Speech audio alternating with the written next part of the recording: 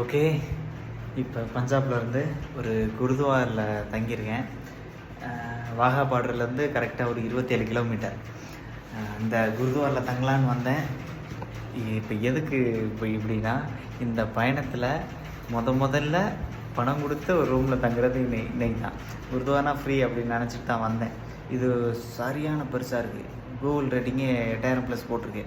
நான் பயந்துகிட்டே வந்து ஏன்னா அவ்வளோ பேர் இருந்தால் என்ன பண்ணுறது அப்படின்னு சொல்லிட்டு வேறு வழி இல்லை. இருக்கிற ஆள் பூரா பயமுத்துறாங்க.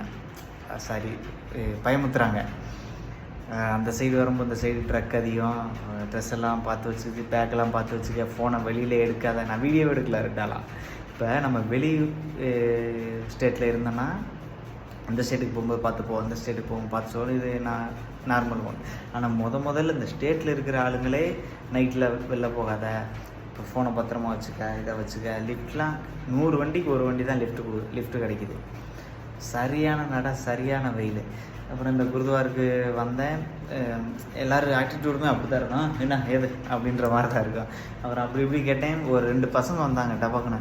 அவங்கள்ட்ட இங்கிலீஷ் பேசினோன்னே நோ ப்ராப்ளம் என்னன்னு சொன்னோன்னே, அப்புறம் இங்கிலீஷில் பேசினோன்னே, அப்புறம் இந்த மாதிரி சொன்னேன். அப்புறம் அந்த பையனை 2 கூட்டிகிட்டு வந்து 3 4 5 ஆள்கிட்ட அங்கங்கே கேட்டு, அப்புறம் எனக்கு ரூமை பேசி அவங்க ரொம்ப நேரம் யோசிச்சு அது இதுன்னு அப்புறம் வழக்கம் போல் ஆதார் கார்டு இதெல்லாம் பார்த்துட்டு அப்புறம் ரூம் கொடுத்துட்டாங்க. அப்புறம் பார்த்தா அவனுக்கு ஏசி வேணுமா நார்மல் வேணுமா அப்படின்ட்டாங்க. என்னது ஏசியா? ஐயோ, எனக்கு பயமாயிடுச்சு. இல்லை நார்மலே கொடுங்க அப்படின்றோடனே அப்புறம் தான் சொன்னாங்க இது 200 அப்படின்னு. அப்புறம் இவ்வளோ தூரம் வந்தாச்சு, சரி ஓகே தர்றேன் அப்படின்ட்டு அப்புறம் 200 பே பண்ணிவிட்டு இப்போ இந்த ரூமில் தங்கியிருக்கேன். இதுக்கு முன்னாடி நான் ரூமில் நிறையா தங்கியிருக்கேன். மகாராஷ்டிராவில் ஒருத்தர் எனக்கு ரூம் எடுத்து கொடுத்து நீ தங்கிக்க, எத்தனை நாள் வேணால் தங்கி நான் பே பண்ணிட்டு போகிறேன் அப்படின்னு சொன்னார். அங்கே ஒரு நாள் தங்கினேன். கோக்கர்னாவில் பவனன் அவர் கூட ஒரு நாள் ரூமில் தங்கினேன். ஆனால் இந்த பயணத்தில் இன்றைக்கி 82வது நாள். இதுதான் நாம் பணம் கொடுத்து தனியாக தங்க போகிற ஒரு ரூம் குருதுவாரில். ஓகே, இதுதான் இங்கே இருந்து ஒரு வியூ. பெரிய ரூம் தான், சூப்பராக இருக்குது, க்ளீனாக இருக்குது எல்லாம். ஓகே, இன்றைக்கி ஜம்முன்னு தூங்கிட்டு கீழே போய் இன்றைக்கி சாப்பிட்டுட்டு தூங்கிட்டு நாளைக்கு காலைல வெள்ளனா போகலாம். இந்த ஏரியா வேறு ரொம்ப மோசமான ஏரியா அப்படின்னு சொல்லி எல்லோரும் சொல்கிறாங்க.